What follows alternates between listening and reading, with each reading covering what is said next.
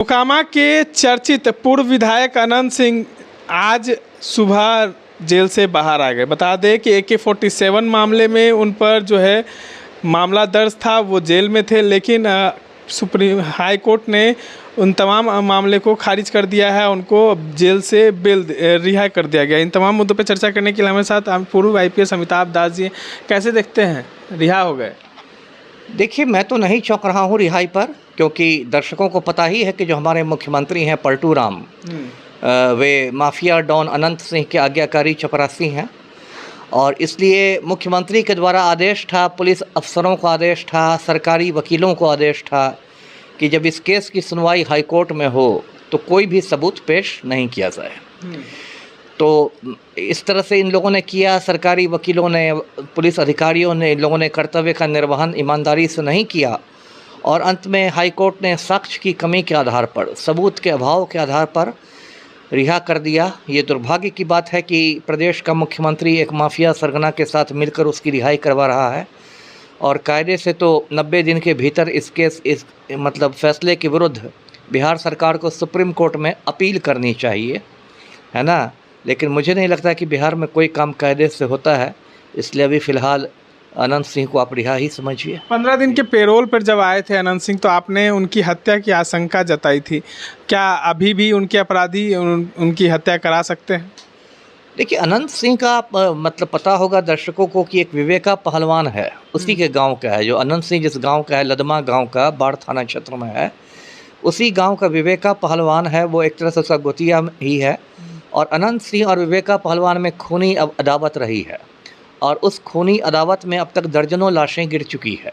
सन 2006 में भी अनंत सिंह के बड़े भाई फाजो सिंह की हत्या हो गई थी, और उसमें भी संदेह जो गया था वो विवेका पहलवान के गिरोह पर ही गया था कि उसने अनंत सिंह के बड़े भाई फाजो सिंह की हत्या करवा दी।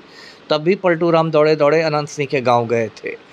तो ये लोग, जब आप क्राइम की दुनिया में रहते हैं तो आपके बहुत सारे दुश्मन भी रहते हैं, गैंगवार भी होता है।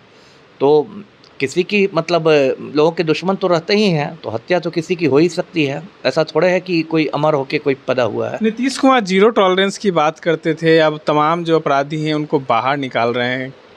देखिए, नीतीश कुमार एक धर्मनिरपेक्ष नेता है ना। जैसे मैं धर्मनिरपेक्ष हूँ, वैसे नीतीश कुमार धर्मनिरपेक्ष है। शर्म हया छोड़ के काम करते हैं, लज्जा का त्याग कर चुके हैं।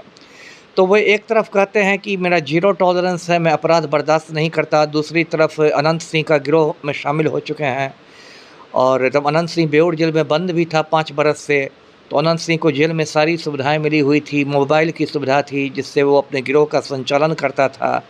और दर्शकों को याद ही होगा, मई के महीने में लोकसभा चुनाव के समय कैसे अनंत सिंह को 15 दिन के लिए बाहर किया गया था पेरोल पर।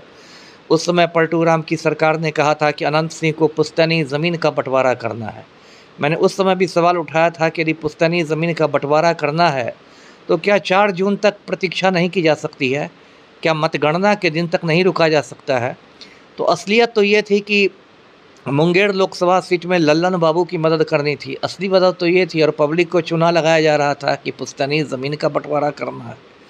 और पिछले साल भी आपको याद होगा पलटू राम ने किस तरह सजा याफ्ता खूनी को, आनंद मोहन को, जेल से छोड़ दिया था। और उसको जेल से रिहा करने के लिए जेल मैनुअल में संशोधन कर दिया था, सरकार के कायदे कानून बदल दिए थे। क्योंकि पलटू राम को ऐसा लगा कि आनंद मोहन को बाहर निकाल देने पर राजपूत वोट बैंक में उनकी सेंधमारी हो जाएगी। अभी भी आनंद मोहन का मामला सुप्रीम कोर्ट में चल रहा है। अगली तारीख 3 सितंबर को है। जी, क्या लगता है, नीलम देवी जब से जदयू के साथ गई है तब से जो है नीतीश कुमार का जो है कृपा जो है अनंत सिंह पे बनने लगा है? कहीं ना कहीं जिस तरीके से अचानक नीतीश कुमार के ही पार्टी के RCP सिंह थे, उनकी ही बेटी लिपि सिंह ने इनको AK-47 मामले में गिरफ्तार किया था।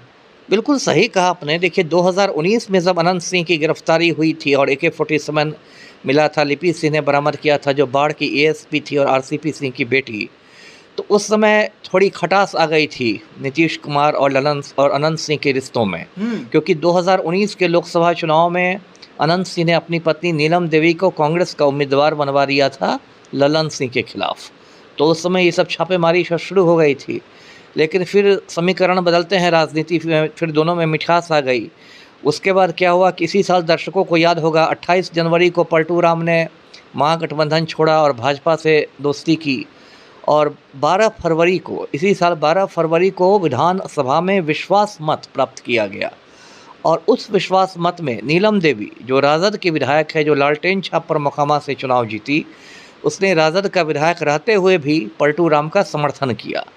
तो उसी समय से ये बात आने लगी कि अब धीरे धीरे अनंत सिंह को भी छुड़वाने के लिए पलटू राम काम करेंगे। तो देखिए अभी बहुत कुछ होता है खेल। एक अंतिम सवाल है अनंत सिंह पर। AK-47 मामला और इंसास राइफल मामले में भी दोनों मामले में 10-10 साल की जेल हुई थी। तो क्या लगता है सिर्फ AK-47 मामले में इनको रिहाई मिली है या दोनों में? देखिए, लगता है पुराने वाले इंसास वाले मामले में लगता है पहले से जमानत हो चुकी होगी, क्योंकि अभी तो AK-47 मामले में रिहाई मिली और इसके साथ ही वो जेल से बाहर आ गया। तो हो सकता है उसके इसमें पहले जमानत वगैरह हो चुकी हो। तो आज की तारीख में, लेकिन इस पर तो बहुत सारे केस हैं। मैं दर्शकों को याद दिला दूं कि 2015 में इसने पुटूस यादव का खून करवाया था और उस मामले में भी इसको जेल जाना पड़ा था। जो उसमें पटना के सीनियर SP थे, उन्होंने इसको गिरफ्तार किया था। अब पता नहीं उस केस की स्थिति क्या है, उस केस में ट्रायल की स्थिति क्या है। और अनंत सिंह ने बेउर जेल में कक्षपालों के साथ मारपीट कराई थी, उस पर बेउर थाना में केस है, पता नहीं उसका की स्थिति क्या है। तो अनंत सिंह पर तो बहुत सारे केस हैं, लेकिन चूंकि मुख्यमंत्री उसके गिरोह में शामिल हो गए, इसलिए पुलिस कुछ एक्शन नहीं ले रही। देखिए, अनंत सिंह अब जेल से बाहर आए हैं तो कहीं ना कहीं उनके समर्थक में खुशी है, लेकिन पूर्व IPS अमिताभ दास ने कह दिया है कि नीतीश कुमार जो हैं अब अनंत सिंह के साथ हैं, तो अनंत सिंह का अब बाहर आना तो निश्चित था, वो पहले से जानते थे। इस तरह के तमाम अपडेट्स के लिए बने रहे हमारे साथ।